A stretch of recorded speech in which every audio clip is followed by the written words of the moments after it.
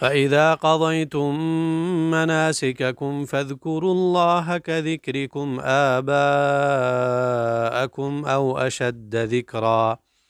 پھر جب تم اپنے حج کے احکام پورے کر لو تو اللہ کو یاد کرو اپنے باپ دادا کو تمہارے یاد کرنے کی طرح، بلکہ اس سے بڑھ کر یاد کرنا۔ سورہ بقرہ آیت نمبر 200 ہے، اور اس آیت میں اللہ تعالیٰ نے جاہلیت والوں پر رد کیا ہے کہ عرب کے لوگ حج سے فراغت ہونے کے بعد مینا میں میلہ لگاتے اور اپنے آباء اور اجداد کے کارناموں کا ذکر کرتے اور ایک دوسرے پر فخر کرتے۔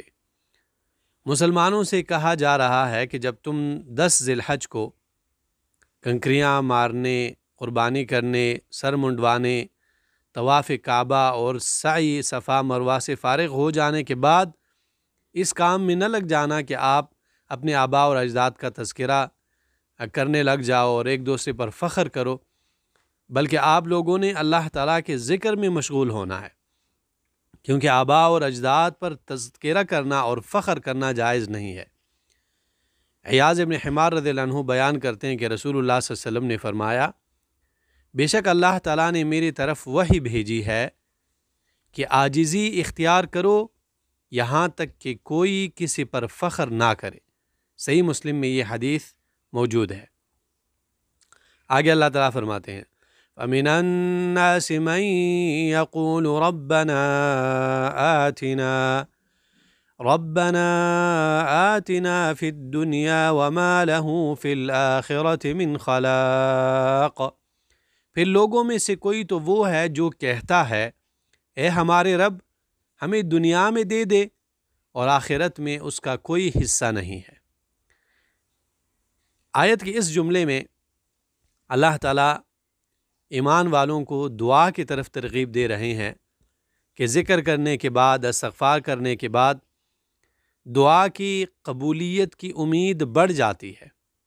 اس لیے اب آپ اللہ تعالیٰ سے دعا کریں، اور پھر اللہ تعالیٰ نے لوگوں کو تقسیم کیا ہے کہ دعا مانگنے والوں کی 3 قسمیں ہیں۔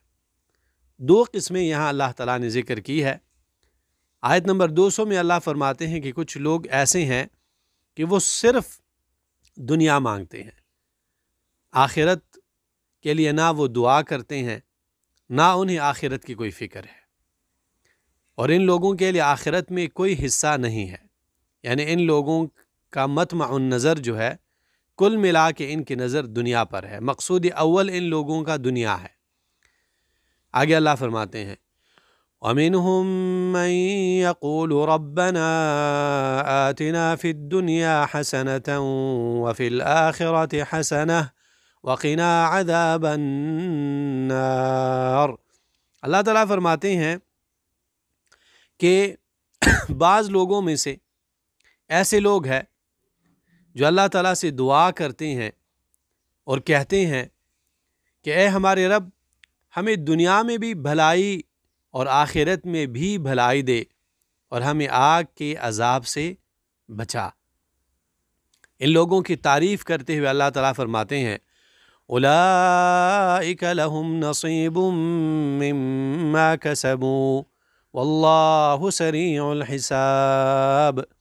یہ وہ لوگ ہیں جن کے لیے اس میں سے ایک حصہ ہے جو انہوں نے کمایا، اور اللہ بہت جلد حساب لینے والا ہے۔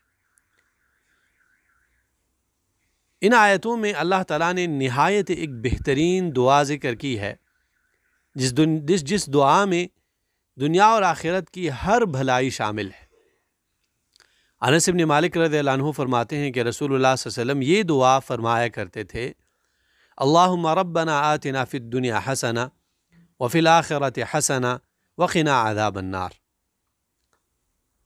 اے ہمارے رب ہمیں دنیا میں بھی خیر و بھلائی عطا فرما اور آخرت میں بھی خیر و بھلائی عطا فرما اور ہمیں آگ کے عذاب سے محفوظ رکھ۔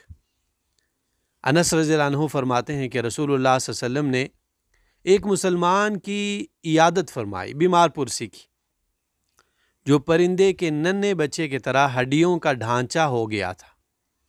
رسول اللہ صلی اللہ علیہ وسلم نے اس سے پوچھا، کیا تم اللہ تعالیٰ سے کوئی دعا یا سوال کرتے رہے اس نے جواب دیا ہاں میں یہ دعا کیا کرتا تھا، اے اللہ تو نے مجھے آخرت میں جو سزا دینی ہے وہ دنیا میں ہی دے دے۔ یہ سن کر رسول اللہ صلی اللہ علیہ وسلم نے فرمایا سبحان اللہ، یعنی تعجب کیا تمہیں اس کی استطاعت ہے کیا؟ اللہ کے رسول صلی اللہ علیہ وسلم نے پھر رہنمائی کی اور فرمایا تم نے یہ دعا کیوں نہ کی، اللہم ربنا آتنا فی الدنیا حسنہ وفی الآخرۃ حسنہ وقنا عذاب النار۔ صحیح مسلم کتاب الذکر والدعاء میں یہ حدیث ہے۔ اور یہ جو دعا ہے رسول اللہ صلی اللہ علیہ وسلم رکن یمانی اور حجر اسود کے درمیان یہ دعا پڑھا کرتے تھے۔